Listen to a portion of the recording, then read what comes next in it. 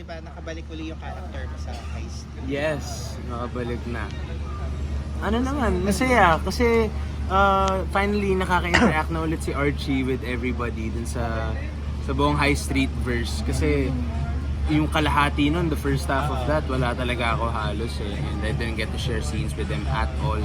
So, yun, yung na-continue yung story ni Archie, especially yung side nila ni Roxy. Tapos na yung drama-drama kahit pa paano. Like, mga bangayan na ulit sila. Pero, lapit na yan, guys. Kasi patapos na rin siya. And, bitin, honestly. Pero, okay lang. Kasi, parang, basta, yun. Baka may mas spoil ako. Baka may Kasi hindi pa namimili si ano eh. Oo. And then, finally, ito, is this your, parang first time na kinanta yung mga songs mo? Hindi naman. Pang 4th yata o pang 5th. Well, kinakanta ko siya sa mga mall show, yung Kilala Kita. Kilala Kita lang. Mall show, tsaka mga fiestas, gano'n. Or mga special performances. So, ilang beses na rin, pero first time sa Poblacion, first time sa Ugly Duck, which is a place I go to and enjoy music. So, ano naman, like, special din siya sa akin kasi yun nga, sa space, tapos para kay Kaki pa, na kasama ko nga sa Edjo. Ano yung mga kinanta mo kanina? Yung para sa buong EP ko, yung first song, Oras Mo Na Raw, second song, Asartalo, which is already out on all streaming platforms. Tapos yung ano yung sunod ko kinata, Love Song, which is coming out on August 23. Abangan nyo na lang. On all streaming platforms is my live performance video din yun that we're really excited to share din. Tapos, ano yung sunod ko? Joseph K, which is coming out with the EP on October. Tapos yung Kilala Kita nga, which is already out na 1 million streams na and over. So, thankful for that. Lahat ba yun may composer or nagsulat? Ako lahat. Ikaw Wow. lahat. Yes. So, can you share lang yung mga ilan doon na ay yung inspiration ng kanta nila? Iba-iba eh. Iba-iba syempre, pero madalas like, kung anong trip ko lang at the time na susulat ko siya. Kasi matagal-tagal din magsulat ng kanta. Sometimes, pinakababa ko 1 month. Yan, ganun. So, chill naman. Pero, iba-iba nga yung kailangan gawin. And iba-iba yung gusto kong trip minsan na kwento. Kaya, iba-iba. Iba-iba yung inspirasyon. Ang tagal kapag isa-isahin ko eh. Pero, given naman sa song, like makikita naman sa song na very personal nga siya. And lahat siya like represents my personality. Kahit hindi man yung pagkatao ko, just a personality thing. Pero yung melody, ikaw din na or may... Yes. Yung melody ako din, pero yung beat, yung drums, may producer ako, si Obi, yung DJ ko rin ganun. Artist din siya, name niya Cavel, napakahusay niya. And parang kami magkapatid na ngayon eh, dahil tagal na rin namin ginagawa ito, mga 2 years na. Yun, enjoy. Yun, can you tell briefly, yung sa sinushoot mo na buto niya yung Edjo?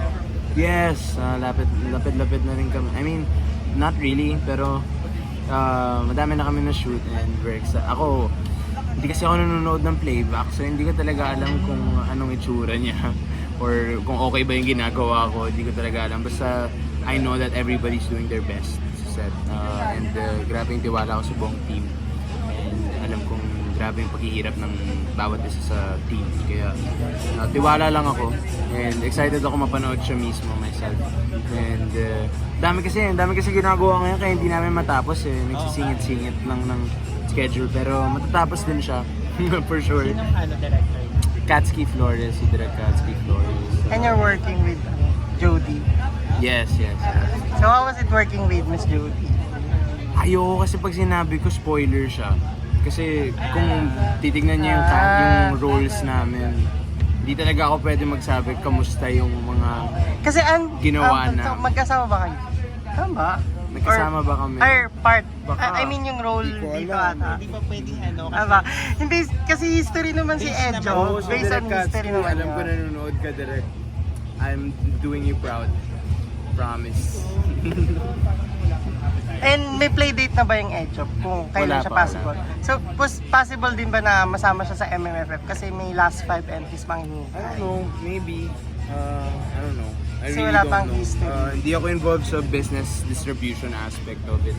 Just really focus and immerse lang ako kay Edjob kasi based on a true story siya, so doon lang talaga buong focus ko. Pero suporta ako kahit ano pang gusto nila na direct na kung festival man o ano, if we have to wait or whatever. Di ako. And about naman din sa High Street, what's your reaction na matindi yung laban din with Widow's War? And marami nagsasabi nga na sobrang yun nga natatalo daw yung ratings. Actually, Parang tapos ganun. na kasi kami mag-shoot. So, at this point, like, tapos na kami lahat. And na-enjoy naman siguro ng team yung proseso na magkakasama kami lahat. And ako yung experience ko when we were shooting it, wala naman nag-compare. Wala naman nag-compare sa set namin. Kahit with anyone. In fairness. Saka may following na rin naman kayo. Oo, iba din yung following nung Kaya nga senior nagkaroon high ng eh. season 2 eh.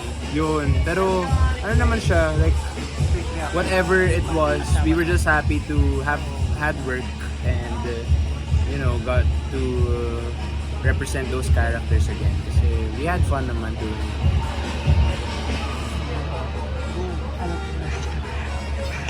Ano guys? Hindi, ano pang mga abangan namin sa'yo? Like sa music. Sa music, ayun, yeah, sa sa music. August 23, Loved Song releasing on all streaming platforms, and then a couple of days after that, release namin yung live performance video on YouTube, and then on October, the full EP, including the tracks I've already put out, plus yung 3 more songs na bago. Tapos, yun, next year, pag nagka-oras, try natin gumawa ng album.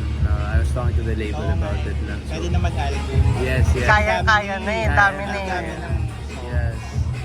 So, ito na lang kasi with the recent, medyo mainit kasi yung issue ngayon about sa sexual harassment.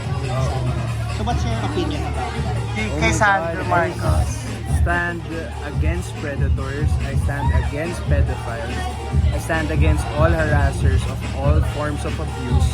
I stand against all of that. Sobrang passionate ako advocate for it. And because syempre may mga personal experiences ako with it. And the people close to me as well. Kaya malaking bagay siya sa akin. And happy ako na nabibigyan siya ng spotlight right now. Maraming question na national issue ba yan, ganyan. Pero people don't understand. Diba? People don't understand it. They don't eh. I can't really So, You're very vocal naman din kasi pag sa mga oo. So, ako, alam ng mga tao, I stand against that. I stand against rape. I stand against any form of abuse. And it's really important na nabibigyan ng spotlight to right now. And sana mabigyan ng hustisya si Sandro kung ano man yung hatol ng korte. Sandro muna. Pinagdarasal ko na tamang hustisya yung desisyon ng korte. Kasi mahalagang issue siya na pag-usapan talaga. But ikaw personally, how do you handle yung mga indecent proposal? Indecent proposal? Ako? If Hindi you ko ever lang had- sinasagot eh. Nagkaroon na ako before. Hindi lang naman. Yun lang naman. Huwag mo na sagutin. Okay. Diba? Ayun, invite mo na everyone to your projects sa High Street and your album. Alam mo, gusto ko na sabihin na exciting yung mga pelikulang gagawin natin. Upcoming. So, salamat guys sa lahat ng sumusuporta sa akin dyan. Sa lahat na nagmamahal at patuloy na nanonood or sumusuporta sa kung ano mang ginagawa ko. Maging film ba yan o sa musika. Maraming salamat guys. And yun, abangan nyo na lang. August 23, yun yung pinakamalapit na. And High Street na malapit na rin matapos. Ano ba? Parang yun pa lang naman. Like right now, lahat, I'm about to shoot pa lang eh. So, I'm excited. Sunshine got in Toronto. Sunshine, yeah. Kasama ka ba? Kasama ako doon. Fun yung role ko doon kahit saglit. So, excited. Mag-ano kayo mag-premiere sa Toronto? Oo nga, gusto ko sana pumunta. Kaso, may shoot ako eh. Sakto sa Project 8 din. So, diba, parang chillax lang. Okay lang naman. But Basta you're good problem sa Manila. supporting Maris. You're supporting Maris Sa- with Sunshine. Oo naman, oo, deserve niya yun. Kasi nakaka-proud. Sobrang deserve niya yun, sobrang trinabaho niya yun. Nakita ko siya kung gaano siya nag-work hard for that role.